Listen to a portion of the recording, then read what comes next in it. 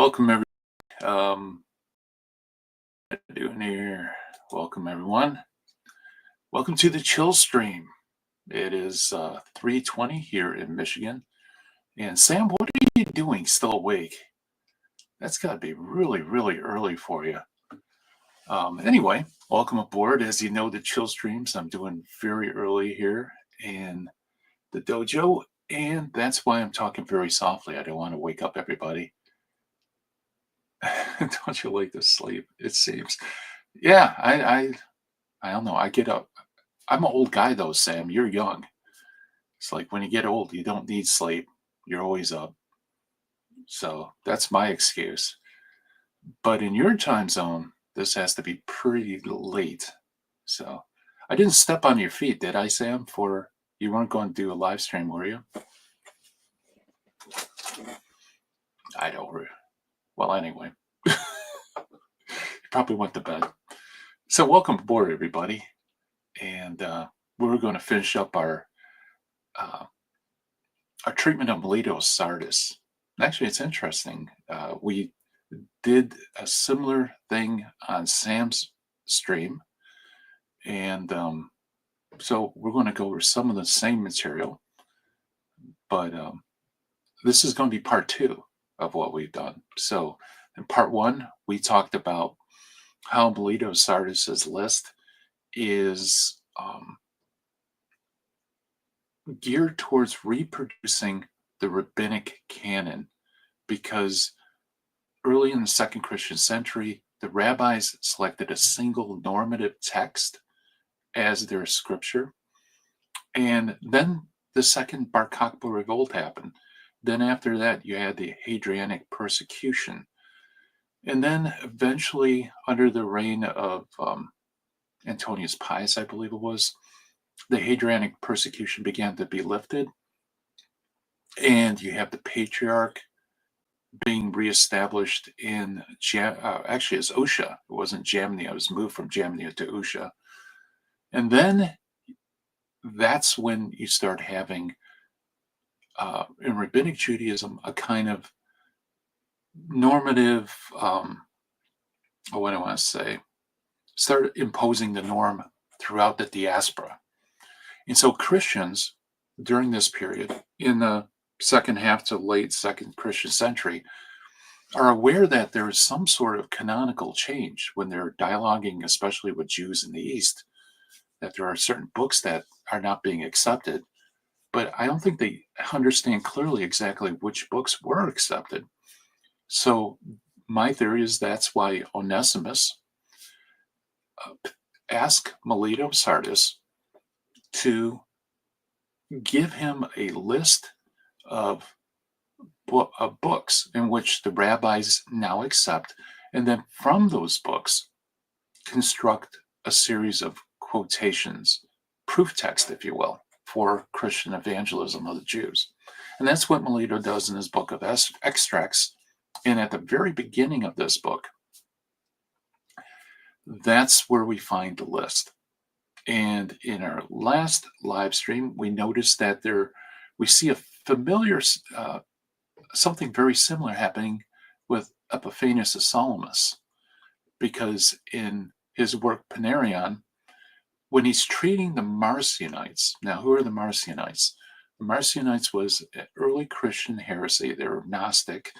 They rejected the Old Testament, and they only accepted certain books of the New Testament. And what's interesting is Epiphanius actually makes a series of extracts that Orthodox Christians can use against the Marcionites. But before he gives his list, he outlines the canon of the Marcionites so that you would know which books he's going to draw as proofs. In fact, he says, let me bring the PowerPoint up on stage. I wasn't planning on doing this in the review. Let's see if here we go. He says, I'll make this bigger for you. Let's see if I can find the money quote here.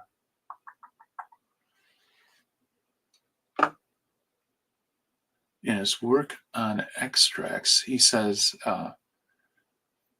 for he'll refute from the very works which are acknowledged without dispute from the Marcionites. From those two books, the Gospel and the Apostolic Canon, I made a series of extracts and selected material which arranging the points in order and numbering each. So in other words, he starts off his extracts with a canon. And it appears that with Melito of Sardis, he does the same thing.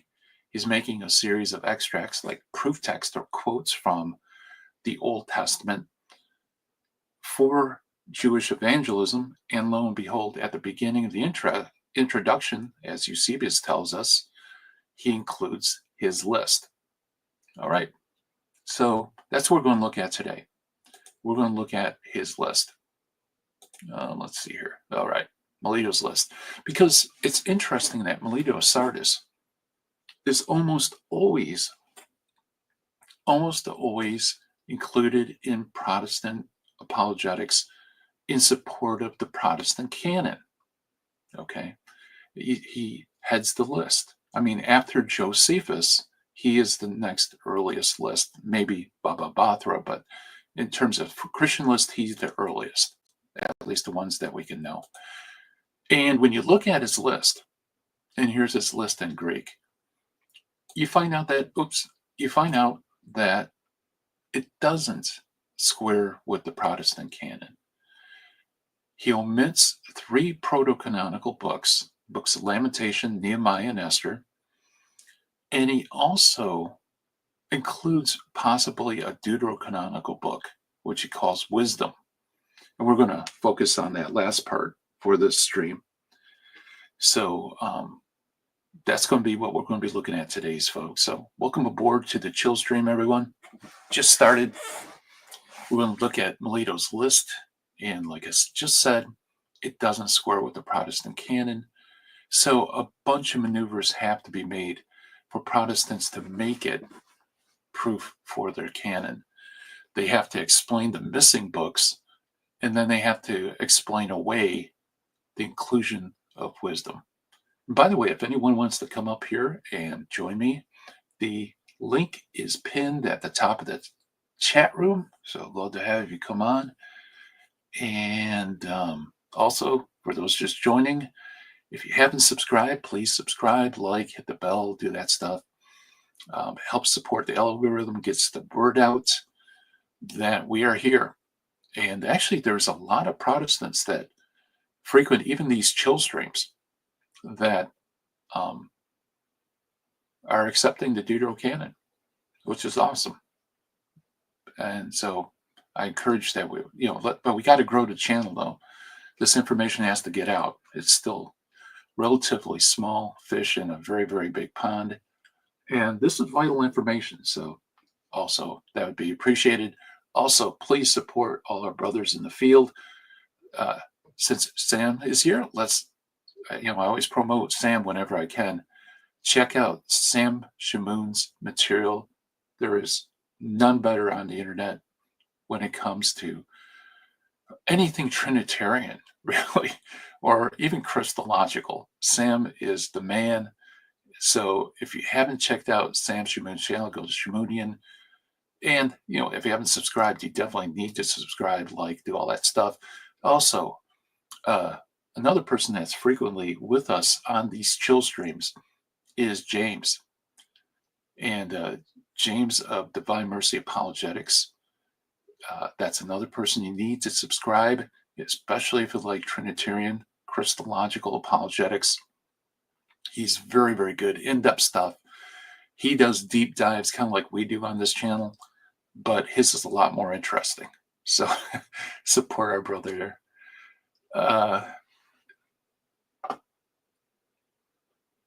No, that's okay. Yeah, you're checking. Hey, that's my line. That's my line. I should have copyrighted it. So anyway, I should be sleeping at this time. What's going on that side of the Atlantic? Yeah. Hey, there's never a bad time to talk about the Old Testament canon.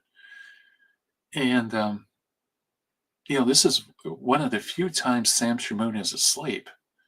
So I got to put the live stream on sometime. and you guys can't see it, but I'm actually smiling. So, um, no, it's just I'm up early. My mind is clear. The house isn't in chaos. This is a great time to dive in deep and try to get this information out to you people in Australia, Europe, Africa. That seems to be the reach. So, welcome aboard, everybody, no matter where you are in the world. And again, please subscribe, tell your friends about the channel. Let's get the word out. But this is the problem, guys. How do you square Melito's list with the Protestant canon? Well, you got to do a bunch of ad hoc maneuvers. Now, some of these I think are reasonable. For example, he omits Lamentations and Nehemiah. And this, most Protestants would say, is explained by the combination of books. He combines Lamentations with Jeremiah. This is frequently done in rabbinic computations of the canon. And also, he would combine Nehemiah with Ezra as one book. In fact, in Hebrew, the book of Ezra and Nehemiah are connected. So it's often spoken of as Ezra and Nehemiah in one word. So those are legitimate moves because that seems to be the practice, although the only reason you would combine books would be to reach a particular count number. And Melito doesn't give us a number that he's trying to hit in his list. So there isn't a lot of justification for that, but I think we could concede the point. Yeah, he probably does this. There's no reasons why Lamentations would be omitted or Nehemiah, although we haven't found any fragments of Nehemiah at Qumran. Nehemiah has never been disputed within rabbinic literature, so there's no reason why it would be omitted. Same thing with Lamentations. So I think that's a fair move, but it's also an arbitrary move. And I forgot to put a slide for this. Why? Because it's true Lamentations wasn't disputed, but there's actually, it could be counted as two more books were also combined with Jeremiah historically, especially in Christian list, or maybe exclusively in Christian list. That's the book of Baruch and also the Epistle of Jeremiah. Those are almost always combined with Jeremiah in Christian list, and even the Christian lists that try to reproduce the rabbinic canon. So there is a little bit of arbitrariness here, right? You could say Lamentations is combined with Jeremiah because that's traditionally done, but why do you exclude Baruch in the epistle as well?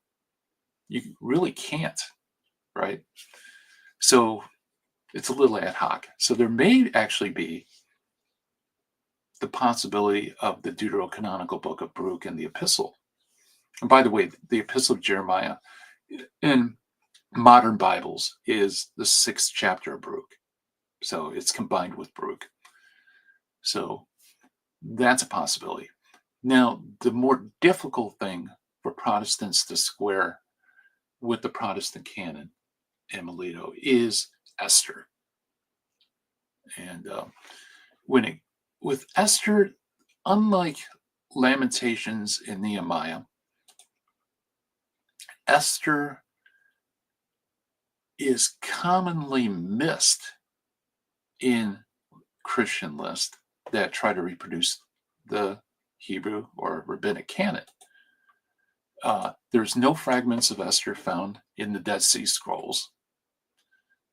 So it appears that the Dead Sea Scroll community did not believe it to be sacred or important enough to include. Hebrew Esther also is not mentioned. The book itself, the Hebrew version of Esther, never mentions the name of God, never mentions God, doesn't include acts of piety. It's pretty much a secular history. Well, the Greek Esther, the one that found in the Septuagint, does all that. It mentions God, has acts of fasting, prayer, that type of stuff. So when it comes to reception within Christianity, the reception, it isn't super big. A lot of people didn't quote Esther, but when they do, it's uniformly positive. So you have First Clement, the earliest to make a reference to Esther, actually juxtaposes it with Judith, by the way, but also Clement of Alexandria, Origen, Didymus, Basil, uh, Ambrose, Jerome, Augustine, all of them accepted Esther. However, when it comes to Hebrew Esther, in Rabbinic Judaism, Esther's sacredness is disputed. And this is something everybody recognizes. This isn't, I'm not pulling a rabbit out of a hat, I'm not making up stuff. It's in the literature. There's lots of disputes amongst the rabbis on Esther. And like I said, Esther is frequently omitted when lists are trying to reproduce the rabbinic canon. So Esther is downgraded in away from outside of the canonical books in Athanasius. Amphiliochus has a little mention that Esther sometimes included. Gurgenensiensis, I believe, omits it entirely. And also there's a notation in Pseudo-Athanasius's synopsis list. So within Rabbinic Judaism, there's a lot of discussion and dispute whether Esther is sacred, but within Christianity, it's a foregone conclusion that it's included in the scriptures. And in our last chill stream, that was something that I mentioned, that's a clue that Melito isn't giving us a Christian list of Old Testament books. Melito's actually trying to reproduce what the Jews accept, and like I said, for the purpose of evangelizing the Jews. So this is books that Christians and Jews have in common, Rabbinic Judaism has in common. And since there's disputes about Esther, he doesn't draw any extracts from Esther, and he doesn't include it in his list of books. So guys, if any questions before we move on, put it in the live stream. For those just joining us, welcome aboard to the chill stream.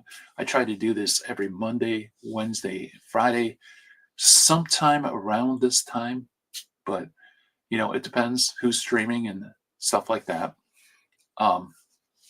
Also, if you're just joining us and you haven't subscribed, please do. We also have memberships. We have all sorts of stuff.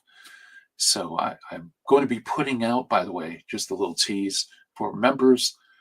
I'm going to have a video on the Christian reception of First Enoch. We've been getting a lot of questions on the book of Enoch. People have always been interested in it. It's a very weird book. It's also weirdly accepted within some Christian circles. So I'm just going to put out a video. I'm going to show you how Enoch was recepted into the church, its reception and its rejection, and also show why it was rejected, because I think that's just as important as showing the positive evidence for its reception. So that's going to be a members only video. I'm also going to share it with my Patreon audience. And then eventually I'll make it public, because after all, I want to get this information out. I'm not here to make money, but I do feel incumbent that I should give some exclusive stuff for members. So anyway, that's what's coming down the pike. In fact, I'm probably going to do that video today, maybe tomorrow. So watch for it, guys, if you're a member. Okay, so Esther's missing. There's possible combinations of books. Also, by the way, I didn't mention this. Let me go back. Another book that could be included is actually not part of the Deuterocanon, but is part of the Protestant Apocrypha, and that is Greek Esdras, the book of Esdras. That also was sometimes combined with Ezra and Nehemiah. It's sometimes listed as third Esdras, but I'm not going to get into all that. Actually, at the very end of the live stream, I'm going to explain why I don't think Melito included that book. Even though it was used by Josephus, I don't think he was included. I'll give you some evidence for that. All right. Hope you guys are awake. I'm trying to get awake. I know Sam's awake, but welcome aboard, everybody. It's great to have you with us. By the way, in the chat room, I'm just curious where people are, you are in the world. If you wouldn't mind, just for my sake, I'd love to see where you're from. See who would be awake at this time in the morning. Oh, okay. Adios. Okay. Yeah, it's my time frame. Look at Sam's already asleep. Sam, if you ever have insomnia, come to one of my live streams. I will put you out cold. All right. England, India, awesome. Very good. Welcome aboard, my friends.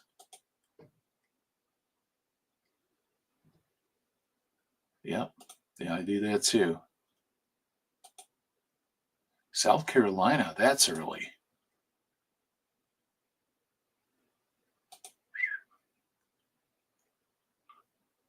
So, anyway.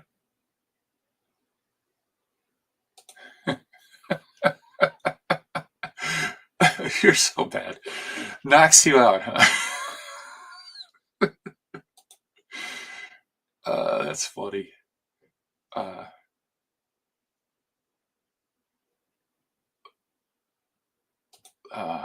Oh, come on. Be nice. Be nice to James.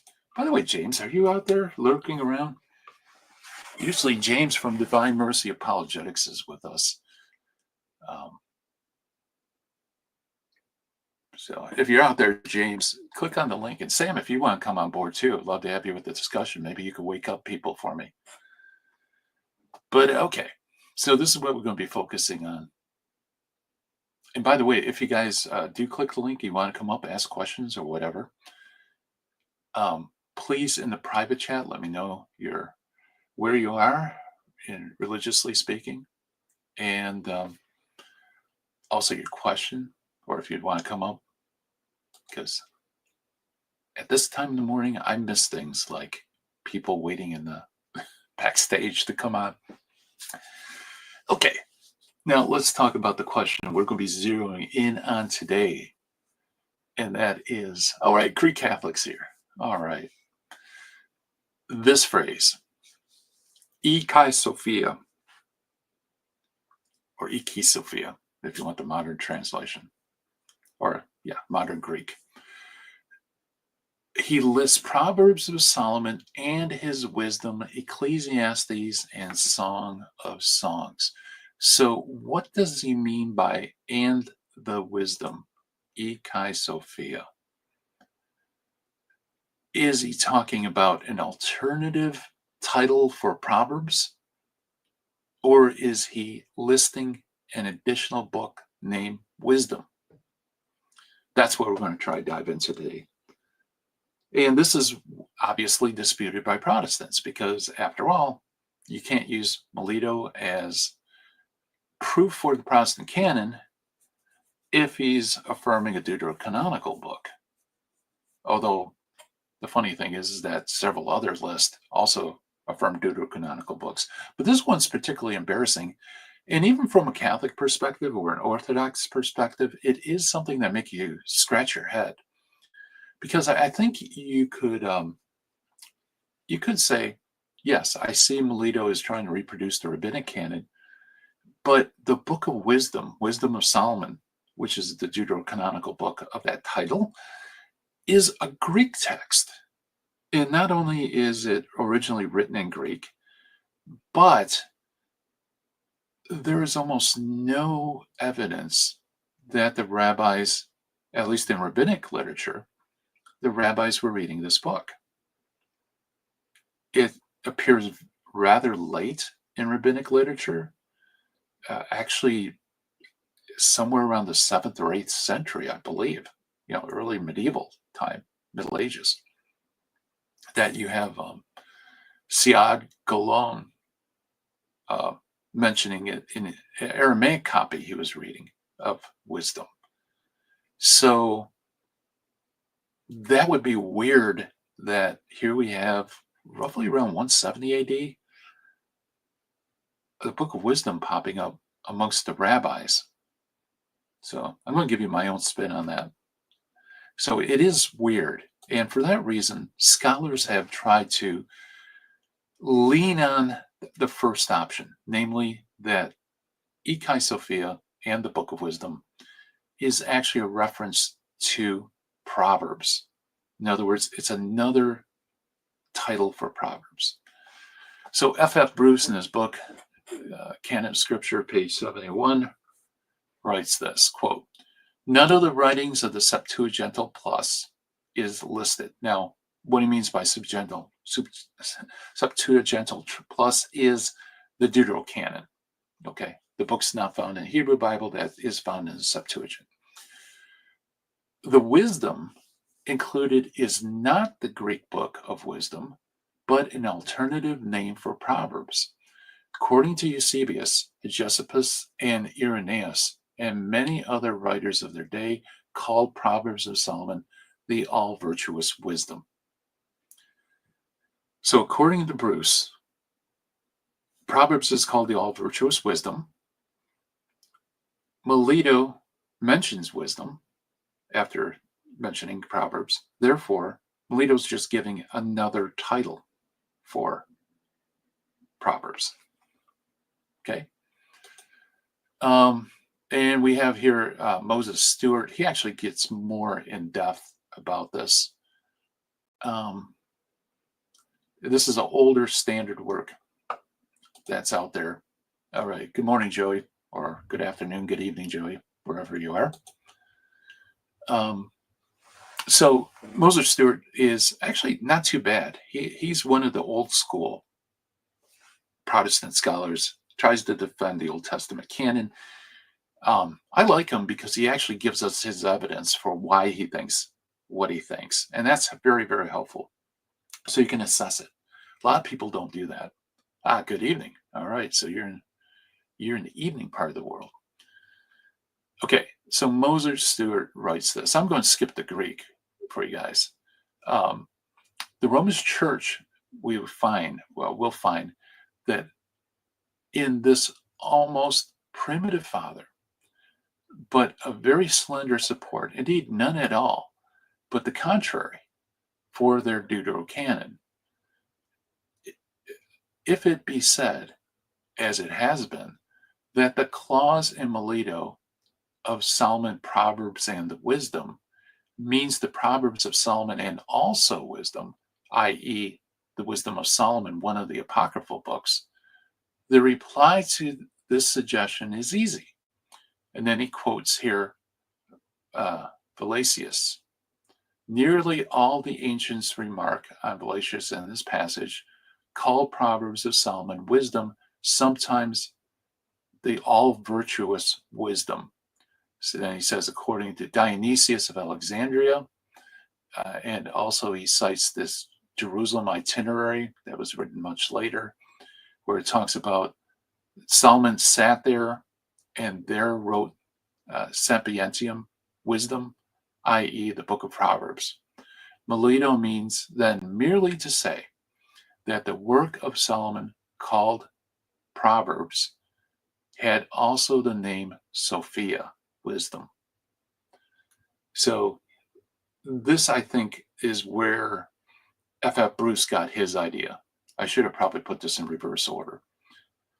I think he kind of got this from Moses Stewart, that in the early church, some early church fathers referred to Proverbs as the all-virtuous wisdom. Therefore, when Melito says Proverbs and the wisdom, he means Proverbs even the wisdom, or rather, Proverbs that is wisdom, another title. It's not a deuterocanonical book, according to Stuart Moses and according to F. Bruce. And that's a standard move. You see this all over the internet. So let's look at it. Does it hold water? And by the way, for you guys who are welcome aboard to the chill stream. If you're wondering why I'm talking softly, it's because my family is still asleep and I'm sneaking down here to do this chill stream with all of you. So welcome aboard wherever you are in the world.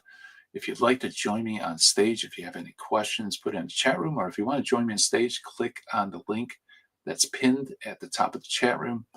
And guys, also, I want to put out another reminder. If you haven't subscribed, please do. Like, hit the bell, tell your friends. And we got memberships and stuff too. So that's fun as well. All right, enough commercial over. Let's continue. Okay, now Valesius does say this. Actually, you find this in the Ming Patrologia Graecae, the PG Ming, in a footnote. That's where Stuart Moses likely got this. All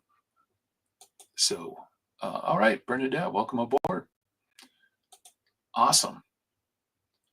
What time is it in Africa, by the way, in South Africa?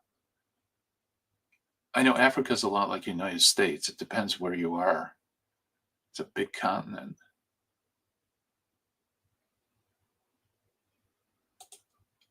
I'm just curious. I'm sure it's probably evening for you.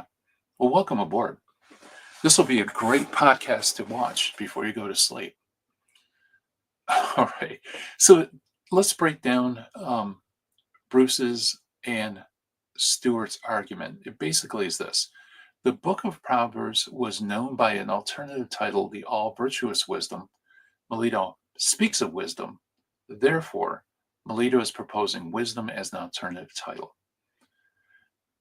And you can see this is not a very tight argument. There's lots of problems with this. And we'll discuss that in a few. But notice how loose it is. I mean, even the middle term doesn't match, right? The second premise should say Melito speaks of the all virtuous wisdom. That would actually make it more a tighter argument, right? But you have to assume that when they say all virtuous wisdom, they actually mean wisdom, and it's that particular wisdom that Melito is speaking of. So, yeah, you have to make a whole bunch of moves in order to make that syllogism work. But there are problems with that approach. And the first problem is this. This is noted by Lee Martin MacDonald in his book, The Biblical Canon. By the way, a very good book if you're looking for a book that's written by a Protestant on the Old Testament canon. There's some things I disagree with at MacDonald, but MacDonald's pretty fair, and he's good at laying out all the evidence for you. And so I recommend this book. But he notes something that Bruce and Stuart missed, namely, they're not giving an alternative title. Okay, so let's quote MacDonald, shall we? The focus here is only on Proverbs and the special wisdom in it. That is the divine wisdom given to Solomon. And he says in 422:9, now this is against heresies, Irenaeus is not citing Proverbs by a different name, wisdom, but rather he is magnifying the wisdom with which Solomon wrote Proverbs. So what's he talking about? Well, remember Bruce, one of the first people he brings up, well, it's Eusebius, Josephus, and Irenaeus. So now MacDonald is going through those and basically saying, no, when they say all virtuous wisdom, they're actually highlighting the fact that Solomon was inspired by the Holy Spirit to write Proverbs. Okay, and it's through the all virtuous wisdom given him that he produced these books, right? Because after all, Solomon is known for his wisdom, right? He prayed to God for wisdom. God blessed him super abundantly with a lot of wisdom. And so that's what's being highlighted. It's not giving an alternative title, unlike Bruce and Stuart says he is. Then he continues, the passage in Irenaeus that Eusebius is citing is not a reference to the book at all, but rather the divine wisdom in general. The text in Church History 422:9 is only saying that Solomon exercised all virtuous wisdom, but it is not the same as we see in Church History 426, i.e. Melito's list. Okay, that's what that reference is. So that's a huge problem for this, right? Because the first premise appears not to be true. The first premise appears not to be true. And if the first premise isn't true, then the whole argument falls down. But you also still have to demonstrate that Melito's wisdom is an abbreviated form of the all virtuous wisdom or the wisdom book. The argument assumes that it's the same, but this raises another difficulty. The argument in its current form only raises the possibility that Proverbs could be Melito's wisdom, but it falls short of a demonstration. The argument needs to be much stronger than that. And so here I give you the stronger version.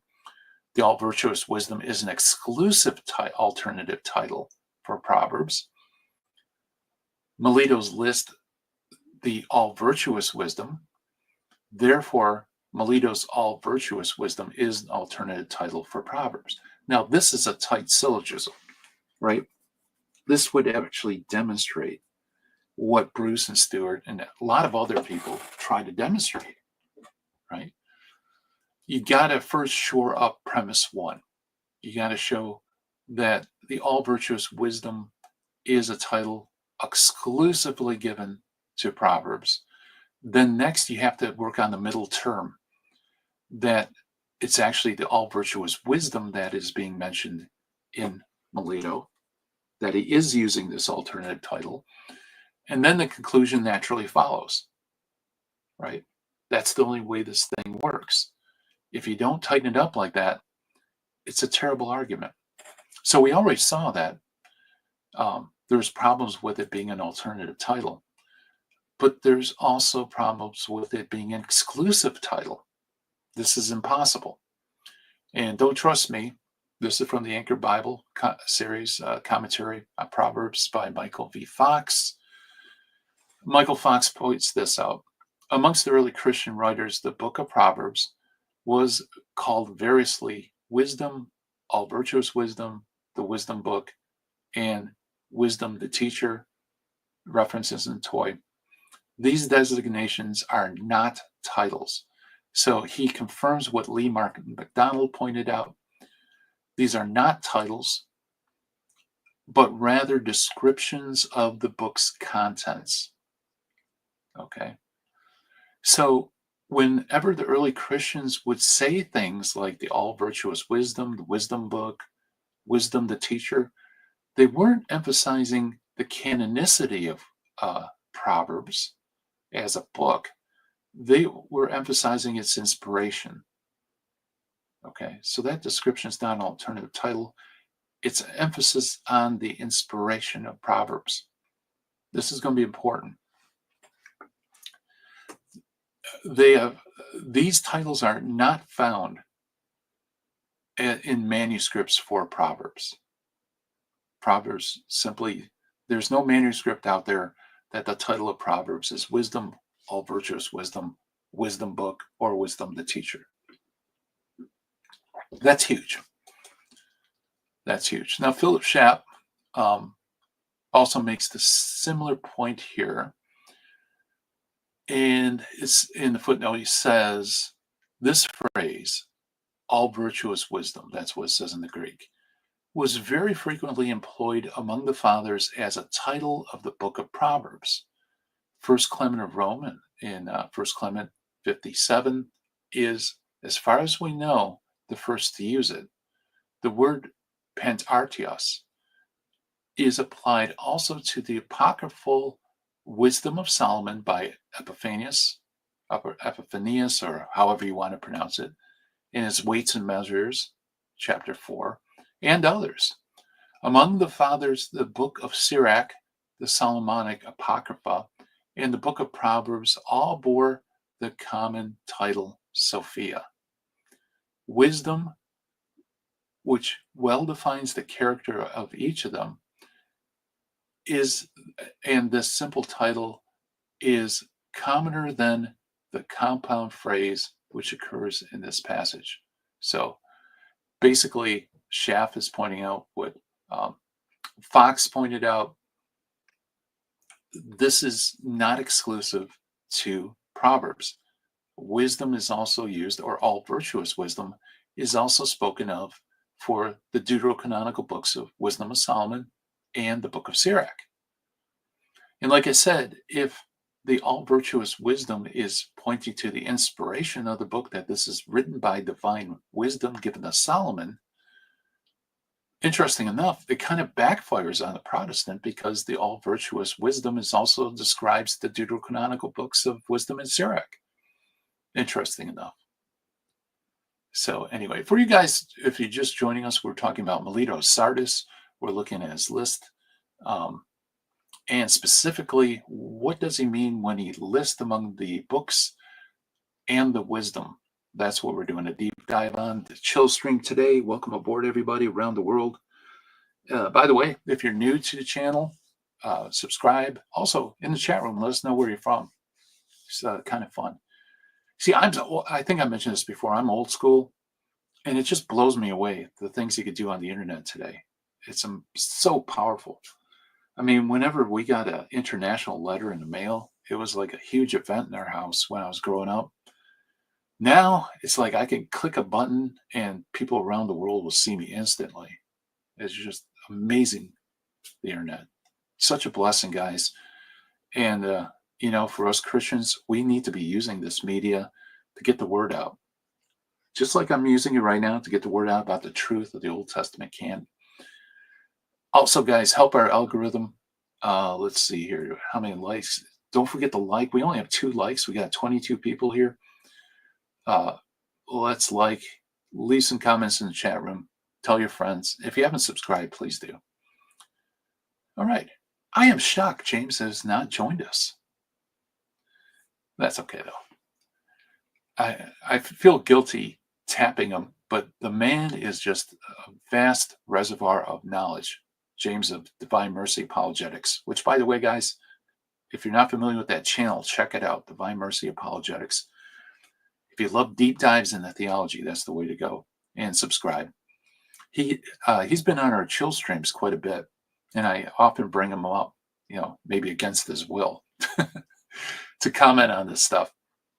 But he mentioned he wasn't feeling well last chill stream. So I hope he's doing well. So keep him in your prayers. Yes, Sam's still asleep. I'm sorry, Sam. I'll try not to wake you up.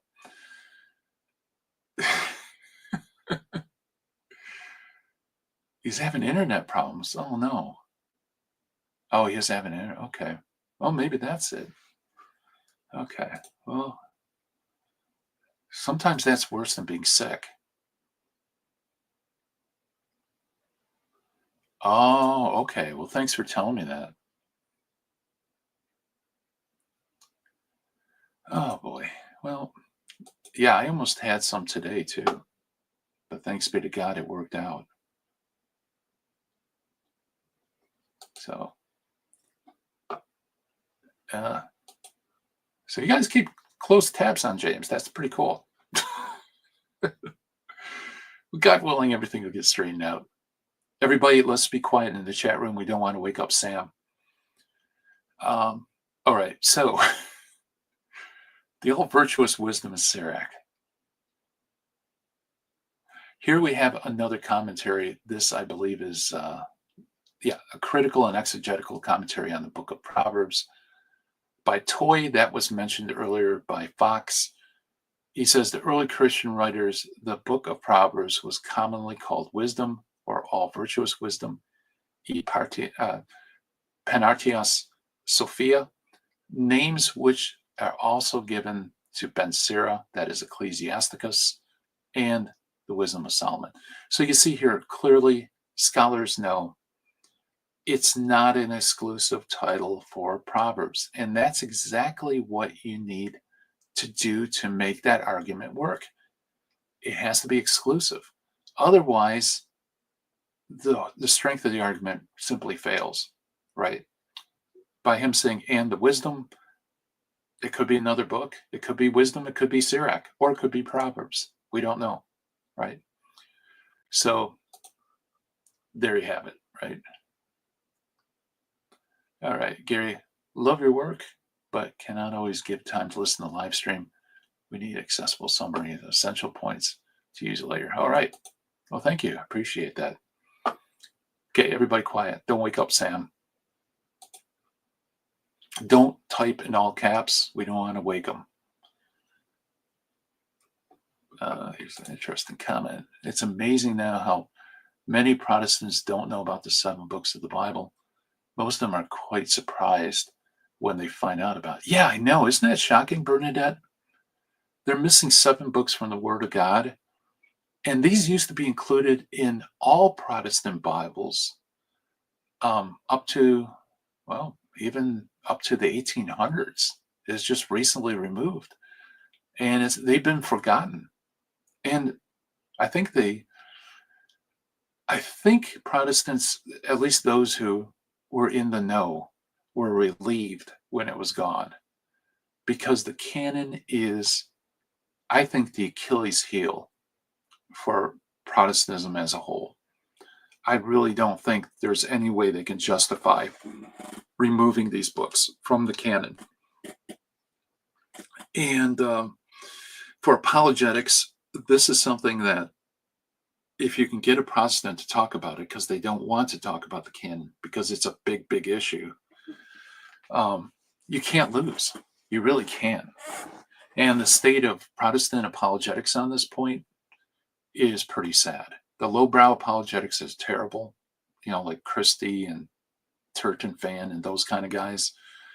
The highbrow apologists like Mead and Gallagher, they're retreating, and they're ending up on the edge of a very thin branch that's quickly cracking underneath them. That's the high level apologetics on the canon. Low level, they're playing around with all sorts of bad arguments that are pretty easy to swat down. It's like whack-a-mole when you're going against it. By the way, I should mention this. Oh yeah, Sam, that's my assessment. I have yet to see. I mean, Lee Martin McDowell's the best out there. He concedes an awful lot.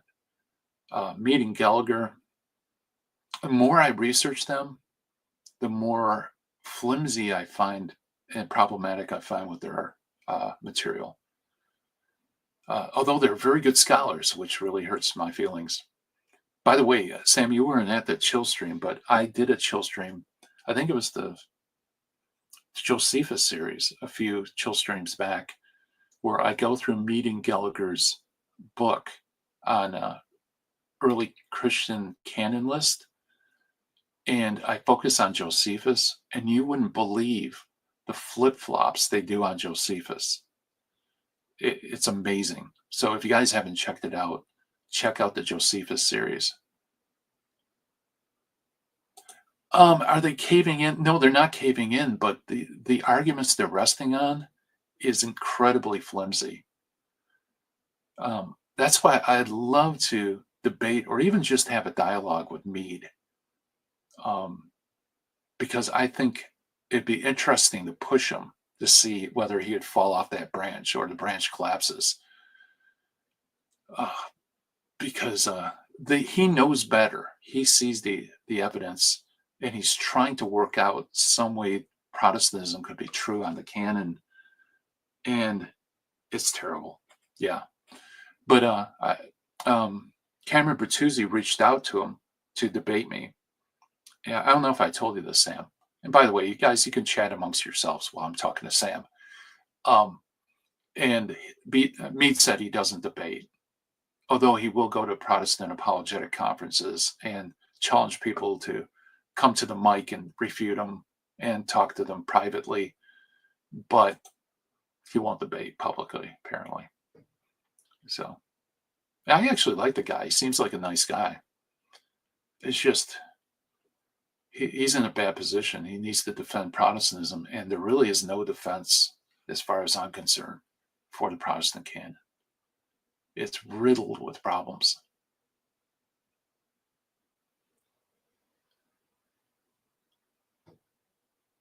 I'm just reading the comments, guys. Sorry for the silence.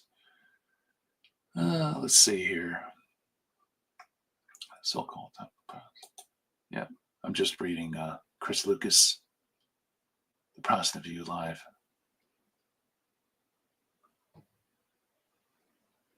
Yeah, yeah. I wish I could do some stuff. By the way, I should mention this. Um, my brother William and also David Zavaris, they are going to debate Turgenev and Chapa on the Canon Friday. On the Canon Friday. Gallagher's a jerk, huh? You sure it was Gallagher, Sam? Or was it Curry? Because Curry was his co-writer, Young and Arrogant. Interesting. Yeah, Sam, what do you think of Wesley Huff? Have you ever had a conversation with Wesley?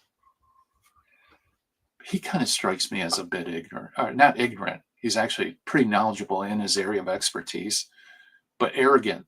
He goes out of his wheelhouse and oh, awesome, Joey. Thank you for the gifted memberships. I appreciate that. You are awesome. I haven't figured out how to find out who's the member that's gifted. I know William mentions those. Yes, his co-writer. Yeah, Curry. Yeah, because Gallagher looks pretty chill. I've never heard him, but I've been on his blog and he seems pretty reserved. So I bet it's his co-author. Yeah, no problem. No problem. Yeah, Mead seems to be a nice guy. I'd love to talk to him because Gavin Ortlund really leans heavy on him. Mead seems a little urbane. Did he strike you like that, Sam? Was he a bit urbane, kind of? Which actually, I like urbanity. I think it's fun to talk to urbane people. Let's see. West won't debate for a reason. Yeah, but from everything I've heard, he's been extremely busy, and I can relate. You know, yeah, I think it was Curry. That's really interesting. Very interesting. So, guys, if you ever see him on a live stream, say, hey, there's this Machuda guy. I'd love to dialogue with you. We don't even have to debate. I just want to have a discussion. I'd love to ask him why he does some of the things he does in his books. Yeah, I don't even need to refute him. I think I would just be really curious how he justifies some of his moves. Have you ever seen Theo the Paul response to Cameron Bertuzzi's video on Sola Scriptura, I take it? No, I haven't. I saw Bertuzzi's Sola Scriptura video. I thought it was pretty good. By the way, Cameron, support Cameron, guys. Cameron seems like a really upstanding guy, a real good guy. He's doing a lot of great work. He needs support. Yeah. I don't know why I clicked that. Let's see. Mead's very sweet, always smiling. Oh, that's cool. Yeah, he seems like a nice guy. We could have a nice guy dialogue. Except, I don't know. I think he'd probably be put off because it would be difficult for him, I think, to answer a few of my questions. At least I can't figure out how he'd answer them. Okay, guys. Awesome. Oh, hey, Joey, thank you so much for the gift memberships. I appreciate that, my friend. You are awesome. And yeah, I think that was a cool rabbit trail. Let's get back to talking about these books. Okay. So what is Ikai Sophia? What is And the Wisdom? Or Ikai Sophia? Epiphanius is one of those people that uses the term.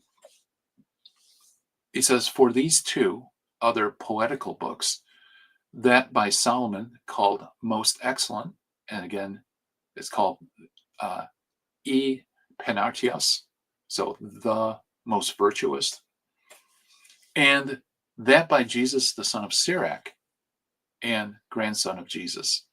For his grandfather, who was named Jesus, and was he who composed wisdom in Hebrew, which his grandson translated into Greek. So that's an important point. Unlike Wisdom of Solomon, that was originally composed in Greek, Sirach or Ben Siro or Ecclesiasticus was originally written in Hebrew. So Epiphanius points this out, that he's aware of Syriac and Hebrew. And by the way, Jerome says the same thing. We'll see Jerome in a few seconds.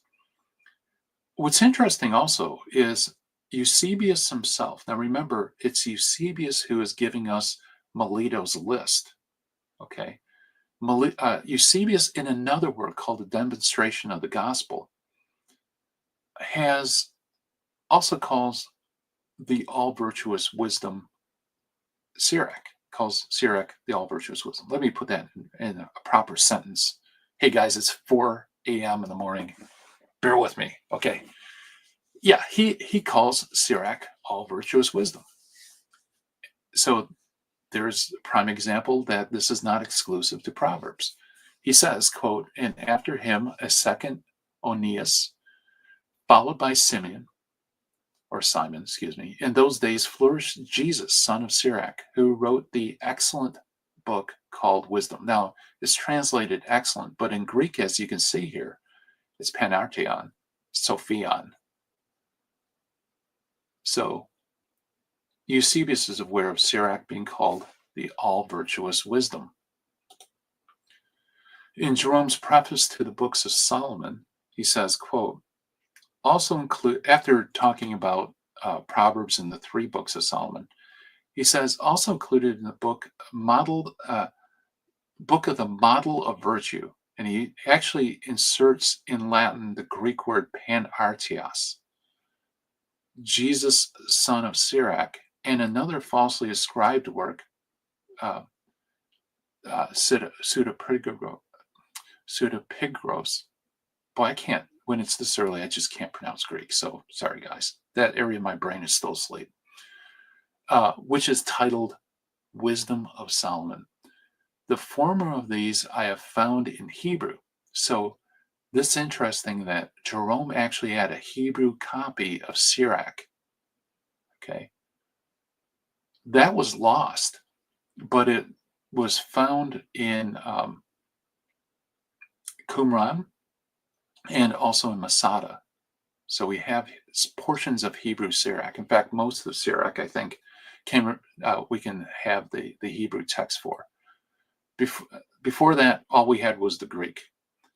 Okay, so anyway, he says, I found it in Hebrew, titled not Ecclesiasticus as among the Latins. So the Latin title Ecclesiasticus wasn't on this Hebrew text, but parables. Okay, so the Hebrew title for Syriac was parables. Put that in your back pocket. To which were joined Ecclesiastes and Song of Songs. So the Hebrew Syriac had attached to it Ecclesiastes and Song of Songs, and its title was Mashal, parables. He doesn't give the Hebrew name, but that would be parabolos. Okay, that's what he gives. As though it was made equal worth the like. Okay, let me start over again. Wake up, Gary. As though it made of equal worth the likeness not only of a number of the books of Solomon, but also the kind of subjects. The second was never among the Hebrews. The very style of it reeks of Greek eloquence. So what's he saying? He's saying, okay, wisdom was never accepted with the Hebrews because it's Greek. Okay, we'll set that aside. But what he says about Hebrew Syriac is important. He gives the title, parables or mashal, and he says that it was joined with Ecclesiastes and Song of Songs in Hebrew. And by the way, he also says that though it made of equal worth the likeness, not only the number of the books of Solomon, but also the kinds of subject. So he says, yeah, these were kind of associated with Solomon. Because you'll have people out there like Anthony Rogers and others that'll make a big deal that Solomon couldn't have written the wisdom of Solomon. And so the early church was misled because they thought it was Solomonic in authorship or Solomonic in authorship. But it's clear from Jerome that it was kind of categorized with Solomon because of the type of material, not because of authorship. And generally the early church understood it that way. Okay, So let's get back to this. We've shown that, well, let me go back to the syllogism, guys. By the way, if you're just joining us, welcome to the chill stream, everybody. We're talking about Melito of Sardis, his list. We're focusing on where he says the all virtuous wisdom. There we go. Here's the syllogism. We've shown that P1 is false. It's not a title, it's a description of its contents, the all virtuous wisdom. We also showed that it's not an exclusive description for Proverbs. Sirach and wisdom are also described as all virtuous wisdom. So P1 is destroyed, P2 is ambiguous, but we can go further. What about the text itself? And by the way, guys, if you haven't subscribed, please do do all that stuff. Oops, there we go. I went a little too far for you. Sorry for Sam. I hope the flashing's not waking you up. Okay. All right. Let's go to the Greek. What does the text actually say? Because, oh, good. He went back to sleep. Sam, if you're sleeping, how are you typing Z? All right. E kai Sophia. In the Greek, you can differentiate between and the wisdom, which would make it a different book, or Proverbs, which is wisdom, which would make it an alternative title. Sleepwalking and typing. For any other person, I would say that's ridiculous. But Sam, you live online. I bet you dream that you're live streaming. Okay. So the eta here, which looks like an N with a long line, notice that it has little marks above it. Superscript, it's called. If it has, I'm not going to give you technical stuff. I'm just going to simplify it. So if anybody's a Greek knower out there, like the Greek Catholic, or maybe James, somehow he fixed his Wi-Fi and he's watching, don't beat me over the head. I'm just trying to communicate this simply. If you have what looks like an N, that's the eta in Greek. If it has one little mark over it, it's the article. It means the wisdom. In other words, it would be speaking of the book of wisdom. If it has two little marks above it, then it's actually a relative pronoun, which is wisdom. Okay, so the Greek text actually does tell you whether it's going to be a title or another way, an alternative way of saying something. Okay. All right. Yeah, God bless you too, Byzantine's finest. Appreciate that. So what does the text actually say? Okay, I'll walk you through this, guys. Don't panic. Now, this is the best critical text we have of Josephus. It's Schwartz. Everybody uses Schwartz. I highlighted all this stuff for you. Now, whenever you're looking at a critical text, what they do is they give you their preferred reading in the top, okay, the text itself. That represents what they believe is the original. And then in the bottom, they'll give the apparatus. And the apparatus will show you different variants, different manuscripts that have something other than what's in the preferred text. Just in case you've never used a critical text before, that's how it's laid out. Now, if you look here, notice in the paragraph on the above, you don't have to know Greek, but I highlighted the eta, that N with the little long loop at the end. Notice it has one mark, okay? That means it's an article, okay? It means the wisdom. So Melito is saying of Solomon, Proverbs, and the wisdom. So a separate book. That's what Schwartz believes is the reading, the correct reading.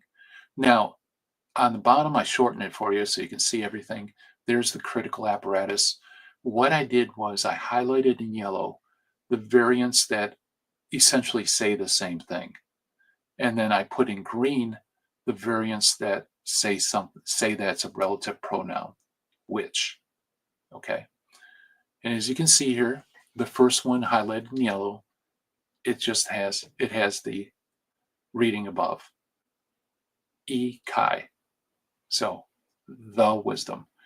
The next couple of manuscripts has witch's wisdom. That's in green.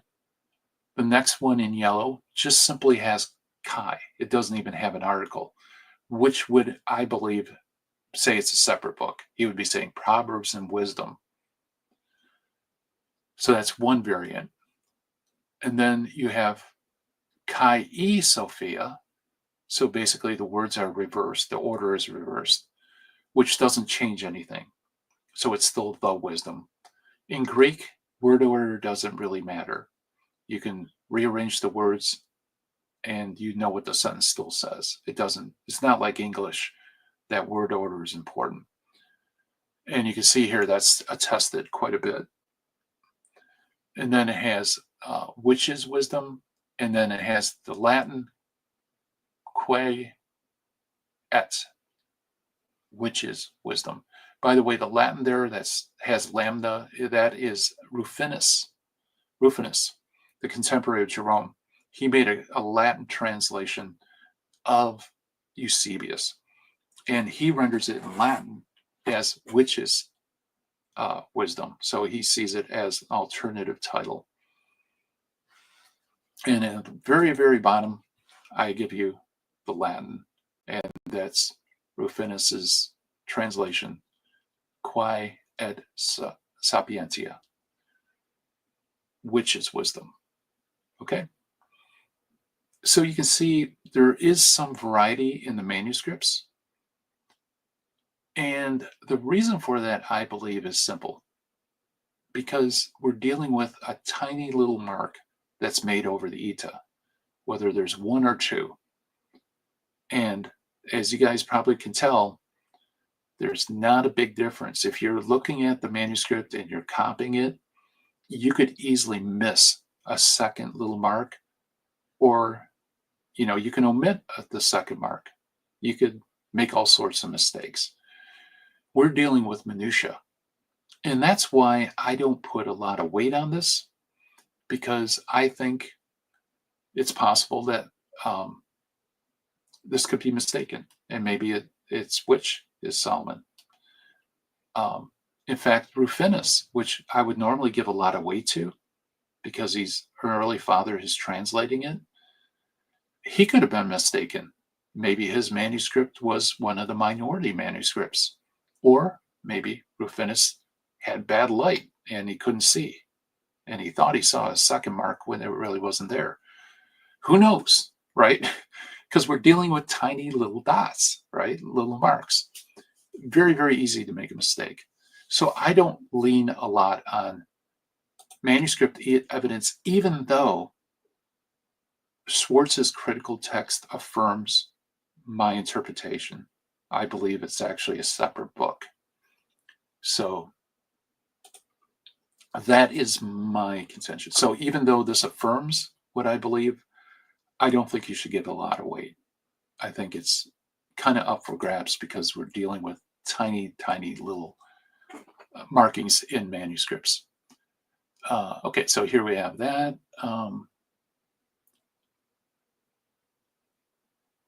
And his wisdom. Yeah, Loeb Classical Library, Lake translates it as the Proverbs of Solomon and his wisdom.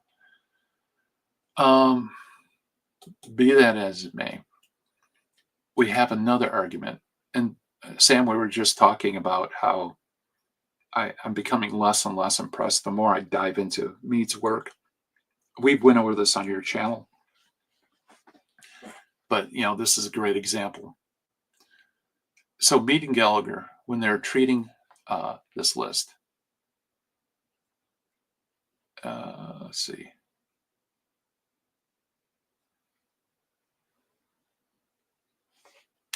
They write this: the titles in Melito's list are all anarthrous. Yeah, go back to sleep. I'm sorry I woke you up, Sam. Go back. You're not missing anything. Okay, so the titles in Melito's list are all anarthrous, suggesting that the Greek eta in the phrase "e kai Sophia," um, as printed in Schwartz, might not be an article, but could either be a relative pronoun, as in Rufinus's translation, attested in some Greek manuscripts according to Schwartz's apparatus, or a conjunction. Or, okay, let me break this down, guys, because that definitely put Sam to sleep. Might have put some of you to sleep. Okay. Now, the title, what's anarthrous? That means it doesn't have the article the. Okay.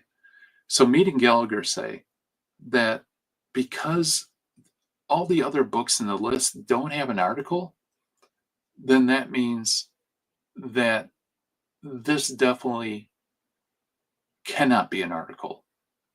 It must be a relative pronoun because it would be unique among the list. Now, that's a really, really terrible argument.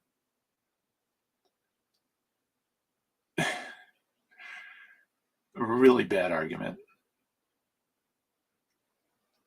So, why is it a bad argument? Well, even if this is true, even if all of the books that are listed in Melito does not have an article, it doesn't follow that because this one has an article, it must be a relative pronoun. That doesn't make any sense. But now here is the, by the way, Sam, I should figure out if I can make you a mod. Oh, you are a mod. Good. All right.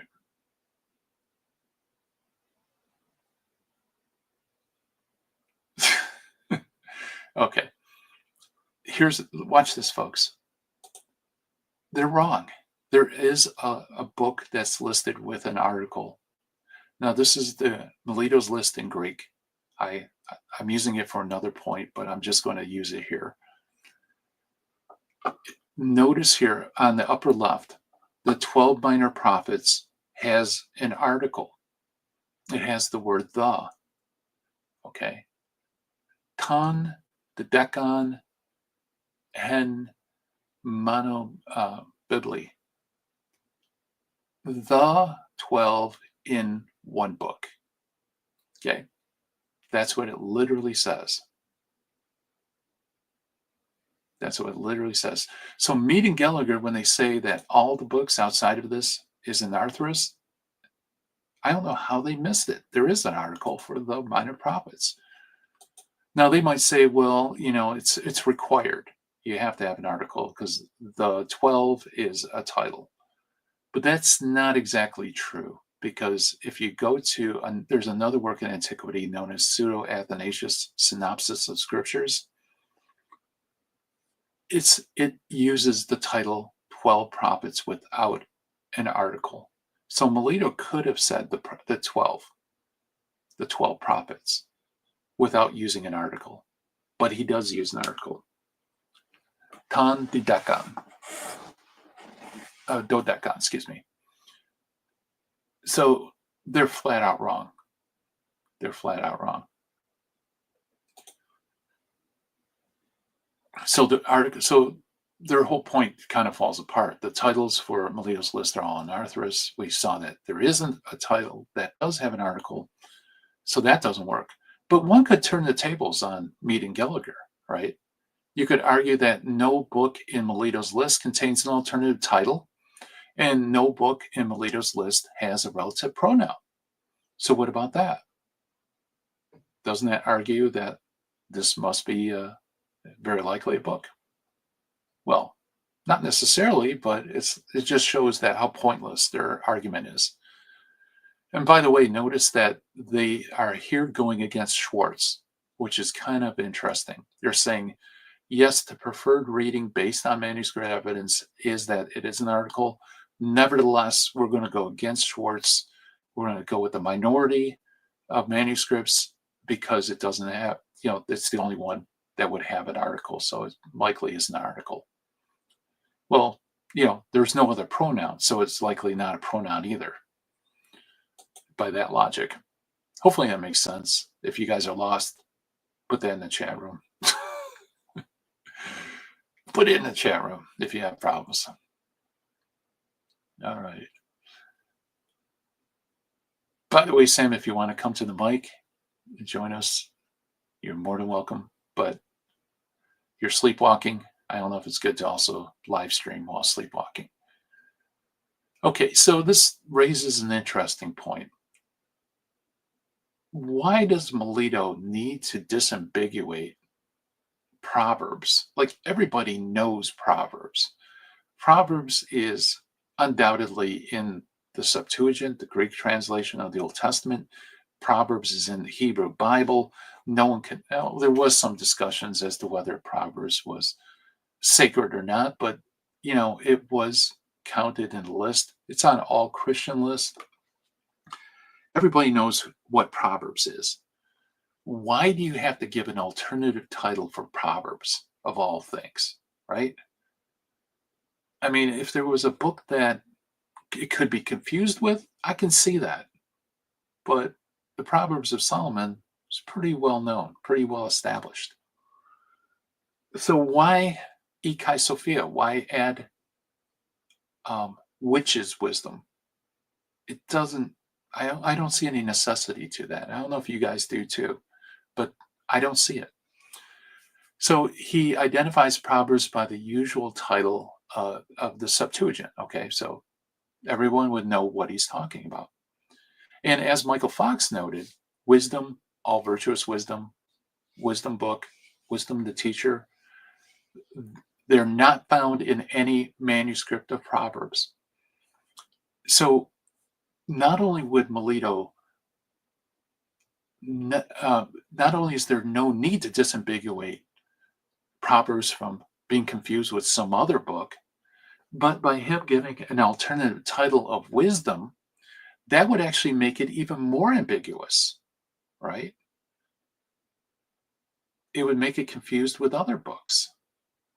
So that's why I don't think this could possibly be an alternative title for Proverbs, because it actually makes things more confusing. It doesn't clarify. There's no real reason why he would add that. The manuscript evidence, although very slight, and like I said, I don't put a lot of weight, but nevertheless, it does tend towards using the article rather than which is. And there's nothing exclusive about the title Panartios or all virtuous. It just doesn't make sense. So what is Melito talking about? Is he talking about the deuterocanonical book of the Wisdom of Solomon or the deuterocanonical book of Sirach? Because those are the other two that are known as Panartos or wisdom. Well, like I said at the beginning of the live stream, Wisdom of Solomon is in Greek. It doesn't seem to even be received in Rabbinic Judaism, although certainly the Jews at the diaspora read it. There's no doubt about that as part of the Septuagint. So if Melito, as we know, is trying to reproduce the rabbi's Bible, it seems extremely doubtful that wisdom here would refer to the wisdom of Solomon. Okay.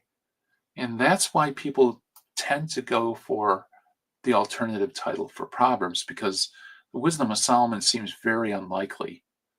Maybe this is the earliest evidence of rabbinic reception of wisdom, but if it is, it's very singular. Nowhere else in the early church do you find something like that. So that's why I think he's actually referencing Sirach. So Ikai Sophia, I think actually is referring to Sirach. And Sirach would need to be differentiated from Proverbs for this reason. Remember back what we were talking about Jerome? And we said that Jerome actually had a Hebrew manuscript of Sirach on hand, and he noted that the titles of it is Mashal, parables. And he also noted that it was joined to Ecclesiastes and Song of Songs because it's likeness to those works. So as categorized along with it by the Jews, apparently. Well, this is why I think he adds it. Um, had Melito, when he went to the rabbis, asked for the titles of their books, this is what he would have got for the Solomon. Okay, he would have said of Solomon, Proverbs, which in Hebrew is Mashal, and Proverbs, which is Mashal, Ecclesiastes, Kohelet, and Song of Songs, Shir HaShirim. Okay, you see a problem here? If you put Melito's list in Hebrew, if Sophia is Sirach, if wisdom is Sirach, and Sirach's Hebrew title is Mashal, you would actually have two Mashals. You would have Proverbs Mashal and Sirach. This is a typo. It should be Sirach Mashal. So Melito needs to differentiate this for Onesimus. Remember, Onesimus wants to know titles. He wants number and order, right? If you look at Hebrew titles, that's what Melito would be looking at. So to give this in Greek and to use the Septuagint names, for Onesimus, who's likely a Gentile because that's a Greek name, he has to change it. So what does he change it to? He changes it to Sophia, wisdom. Since he gives titles from the Septuagint, the Greek translation of the Old Testament, Melito could give, if he included Sirach, of Solomon, Proverbs, and the wisdom. Since Sirach's Greek title in the Septuagint is the wisdom of Jesus, son of Sirach. So the Greek title for Sirach in Septuagint could be shortened to wisdom or the wisdom. And that's why he would place it like he does next to Proverbs.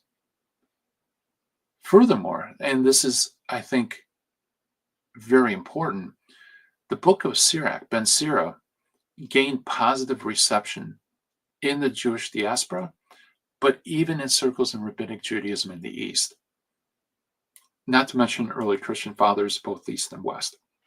In other words, we have in rabbinic literature Ben Sira being cited with "it is written." We have examples of Ben Sira being cited as coming from the third division of the Tanakh, the writings. It's used in a canonical way in several passages in the Talmud, in both Talmuds. So Sirach seems to have, at least initially, a pretty positive reception within Rabbinic Judaism, even though early on Rabbi Akiva said it's not sacred.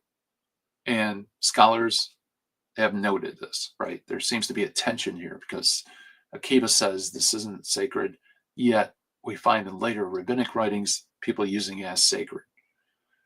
So I'm not going to get into that deep hole, but nevertheless, unlike Wisdom of Solomon, that's in Greek and has no reception or very little reception, Sirach has pretty good rabbinic reception. In fact, I would say Sirach is approved as much as Esther is not approved in rabbinic writings. Not super strong, but it's there.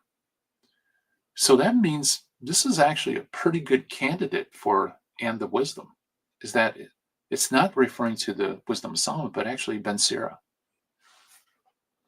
There's one more point. This one's a little weak, but I think it's worth looking at. If you break down Melito's list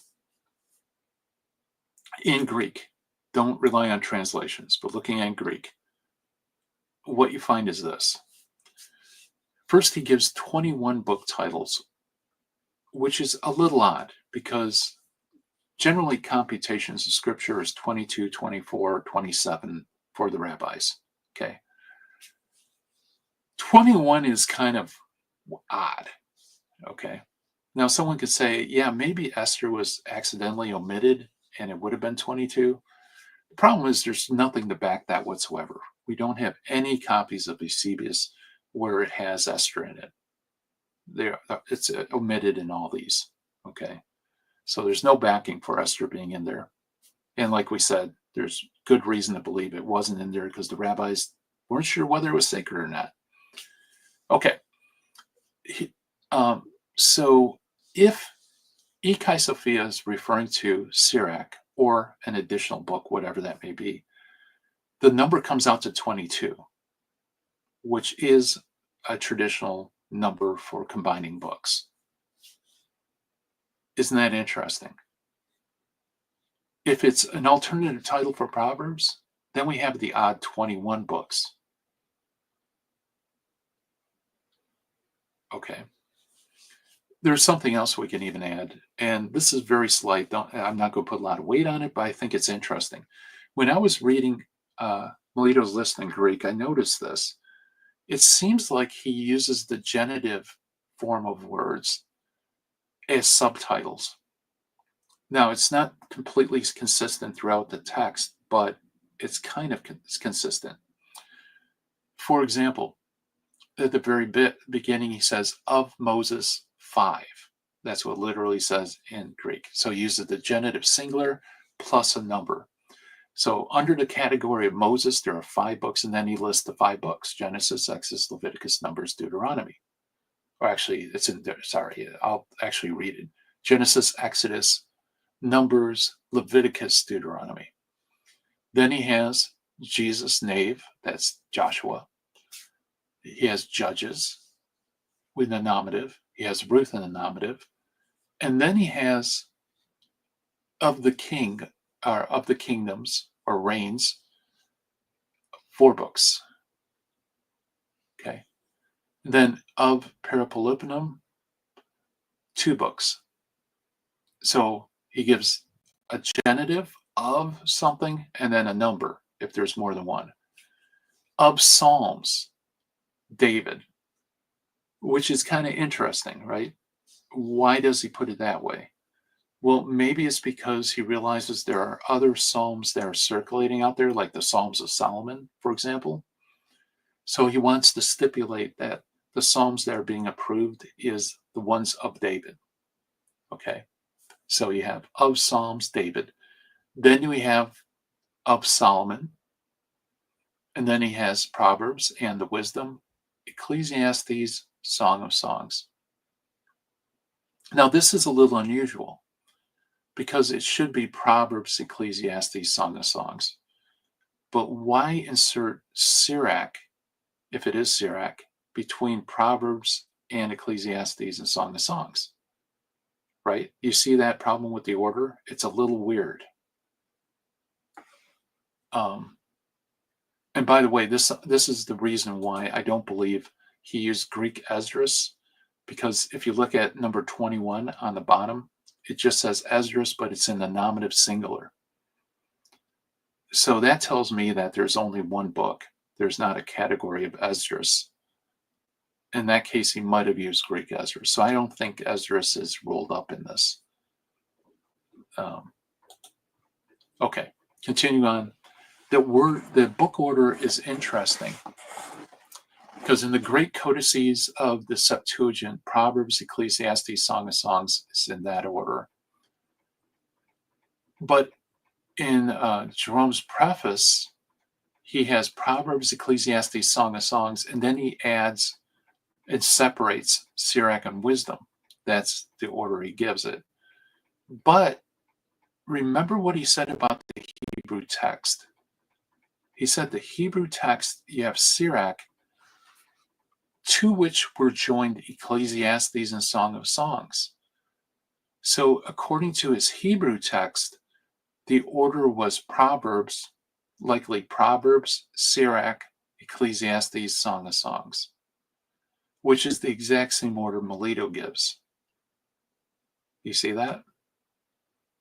He gives Proverbs and the Wisdom, which would be Sirach, Ecclesiastes, Song of Songs. Now, is this something that I'm willing to take a bullet for? No. I mean, it is slight. It's a little tiny grain on a weighing scale, right? But, every little grain helps. And I think especially when you're dealing with minutia like this, right? That's my last slide, guys. That's my last slide, and I'm sticking to it. So that's my case. I think it's definitely not an alternative title for Proverbs. The scholars say that it's not used as an alternative title. There's no manuscripts that's an alternative title.